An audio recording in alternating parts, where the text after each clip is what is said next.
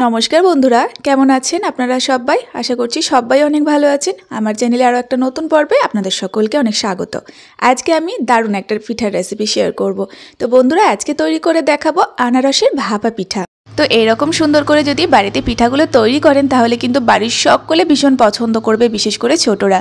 তো তার সঙ্গে একটা নতুন পুরের রেসিপিও শেয়ার করব, যেটা আপনারা ইনস্ট্যান্ট বানিয়ে পিঠাগুলো তৈরি করতে পারবেন। পুরটা কিন্তু খেতে দুর্দান্ত লাগে। তো অবশ্যই স্কিপ না করে ভিডিওটি সম্পূর্ণ দেখুন, আর ভালো লাগলে একটা লাইক এন্ড শেয়ার করে আমার চ্যানেলে নতুন এসে থাকলে প্লিজ আমার চ্যানেলটিকে সাবস্ক্রাইব করে আমার পাশে থাকবেন। তো চলুন বন্ধুরা শুরু করি আমার আজকের রেসিপি। তো সবার প্রথমে আমি পিঠের জন্য পুরটা রেডি করে নেব। তার জন্য এখানে 50 গ্রাম মতো বাজারের কেনা পনির নিয়েছি। তো পনিরটাকে হাত দিয়ে একটু ম্যাশ করে নেব, আর একটু দানা দানা ভাব রেখে ম্যাশটা করে নিতে হবে। আর আপনারা এই পনিরের জায়গায় কিন্তু ছানাটা নিতে পারেন, বাড়িতে ছানা তৈরি করে সেই ছানাটাও নিতে পারেন। তো এবার এর মধ্যে অ্যাড করে দিলাম 1 চামচ পরিমাণে গুঁড়ো দুধ, আর তার সঙ্গে 2 চামচ খেজুরের গুড়। খেজুরের গুড়টা যদি না থাকে তাহলে কিন্তু 2 চামচ পরিমাণে গুঁড়ো চিনিটা দিয়ে দেবেন। তো এবার খুব ভালোভাবে হালকা হাতে মেখে নিতে হবে, তাহলে কিন্তু এখানে আমাদের পুরটা তৈরি হয়ে যাবে। খুব একটা বেশি কিন্তু চটকে মাখবেন না, মোটামুটি মাখা সন্দেশের মতো করে এটাকে হালকাভাবে মেখে নিতে হবে। তো এই পুরটা খেতে কিন্তু ভীষণই ভালো লাগে বন্ধুরা। তো দেখুন এখানে মাখতে মাখতে একদম একটা মাখা সন্দেশের মতো তৈরি হয়ে গিয়েছে। তো চলুন এখন এই পুরটাকে আমি আলাদাভাবে রেখে দেব, আর এই সময় আমি ডোটা তৈরি করব। তো ডোটা রেডি করার জন্য একটা কড়াইকে ভালোভাবে গরম করে একটা বাটির মাপ করে প্রথমে 1 বাটি জল, আর তার সঙ্গে আরও 1 বাটির 4 ভাগের 1 ভাগ জল দিলাম। স্বাদ মতো লবণ দিয়ে একটু নেড়েচেড়ে দিলাম।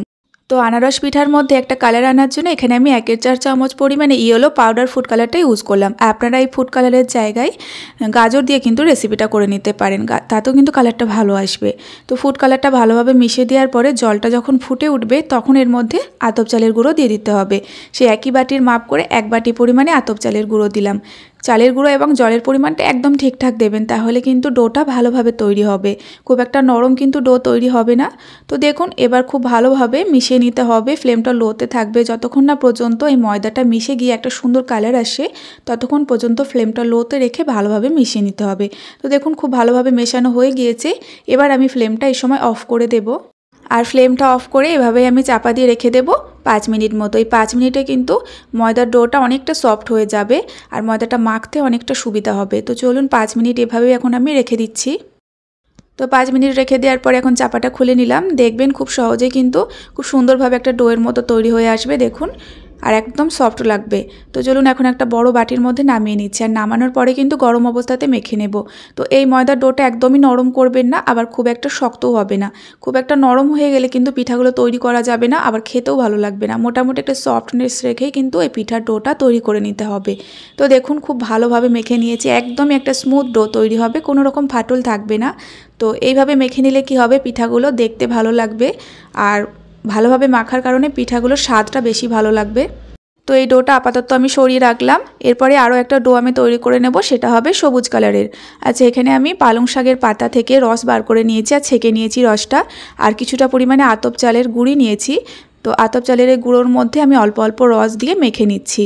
তো রসটা করার সময় আমি হালকা জল দিয়েছিলাম, আর মোটামুটি এরকম একটা ভাবে তৈরি করে নিতে হবে। খুব যে ঠেসে মাখার প্রয়োজন সেটা কিন্তু না। তো দেখুন এখানে আমি সবুজ রঙের একটা ডো তৈরি করে নিলাম। আপনারা চাইলে এটা কিন্তু ফুড কালার দিয়েও রেডি করে নিতে পারেন। তো এখানে সমস্ত উপকরণ রেডি হয়ে গিয়েছে। এবার আমি আনারস পিঠাগুলো তৈরি করব। তার জন্য দেখুন পরিমাণ মতো এখানে আমি লেচি কেটে নিচ্ছি, মানে আনারস পিঠার সাইজটা যেমনটা করবেন ঠিক সেভাবেই লেচিটা কেটে নেবেন। তো প্রথম অবস্থায় কিন্তু এটা যেভাবে পুলি পিঠে তৈরি করি সেভাবে আমি আগে রেডি করে নেব। তো দেখুন এইভাবে একটা গর্ত, মানে একটা খোলের মতো তৈরি করে নিলাম। তো এবার আমি যে পুরটা রেডি করে নিয়েছিলাম সেই পুরটা পরিমাণ মতো দিয়ে দিলাম। তো দেওয়ার পরে খুব ভালোভাবে মুখটা চেপে বন্ধ করে দিতে হবে, যাতে কোনো জায়গায় না একটুও ফাঁক থাকে, নয়তো আবার স্টিম করার সময় বেরিয়ে যাবে পুরটা। মোটামুটি এইভাবে চেপে বন্ধ করে দেওয়ার পরে একটা আনারসের যেমন সাইজ হয়, মানে আনারসটা যেমন দেখতে হয় ঠিক সেভাবে আমি আগে রেডি করে নিলাম। মাথার দিকটা একটু সরু টাইপের হবে, আর পেটের দিকটা একটু চওড়া হবে। এরপর একটা ছুরির পেছন দিয়ে জাস্ট এইভাবে দাগ দিয়ে দিতে হবে, আর একটা সাইডে দাগ দিলেই হবে, পুরোটা না দিলেও কিন্তু হবে। তো এইভাবে একটু চারকোনা করেও আমি দাগ দিয়ে দিচ্ছি, আর দাগগুলো যখন দিতে হবে একটু চারকোনা ঘরগুলো একটু সাইজে বড় রাখবেন, যাতে এখানে আনারসের চোখটা তৈরি করা যায়। তো দেখুন দাগ দিয়ে দেওয়ার পরে এবার আমি আনারসের চোখটা তৈরি করছি একটা কাঁচির সাহায্যে। একদমই সহজ বন্ধুরা, দেখুন এইভাবে জাস্ট কেটে দেবেন, তাহলে কিন্তু আনারসের গায়ে যে কাটা কাটা চোখগুলো থাকে, অ্যাকচুয়ালি যেটা আমরা বলি কাটা কাটা যে অংশগুলো থাকে, সেগুলো আমি তৈরি করে নিচ্ছি। খুবই সহজ বন্ধুরা আনারসের এই শেপটা তৈরি করা, কিন্তু দেখতে অপূর্ব লাগে। তো মোটামুটি আনারসটা রেডি করে নেওয়ার পরে এখন যে সবুজ কালারের ডোটা আমি মেখে রেখেছিলাম তার থেকে ছোট ছোট 5টা আমি লেচি কেটে নিলাম। এবার এই লেচিগুলোকে ধরে একটু লম্বা লম্বা করে নেব। তো এখানে আমি এই সবুজ ডোটা তৈরি করেছি আতপ চালের গুঁড়ো দিয়ে। আপনারা কিন্তু আতপ চালের গুঁড়োর জায়গায় ময়দাটাও দিতে পারেন।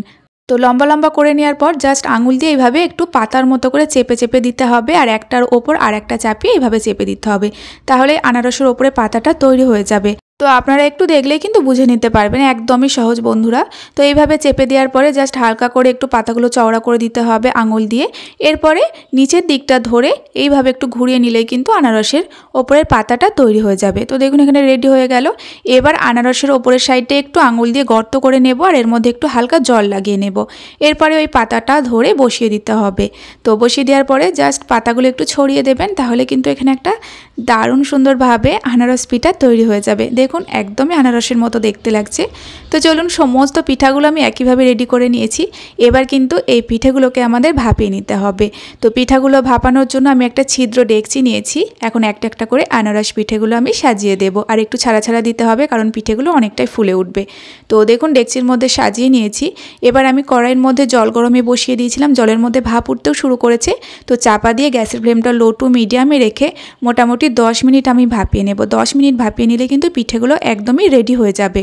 তো 10 মিনিট রাখার পরে আমি চাপাটা খুলে নেব। তো মোটামুটি 10 মিনিট ভাপিয়ে নেওয়ার পরে এখন আমি চাপাটা খুলে নিলাম, আর দেখুন কতটা সুন্দরভাবে ফুলেছে পিঠাগুলো। তো এবার আমি ঠান্ডা করার পরে একটা প্লেটের মধ্যে সার্ভ করে নিচ্ছি। তো তৈরি হয়ে গেল দারুণ স্বাদের আনারস পিঠা। আনারসের মতো স্বাদ না পেলেও দেখে কিন্তু মন ভরে যাবে।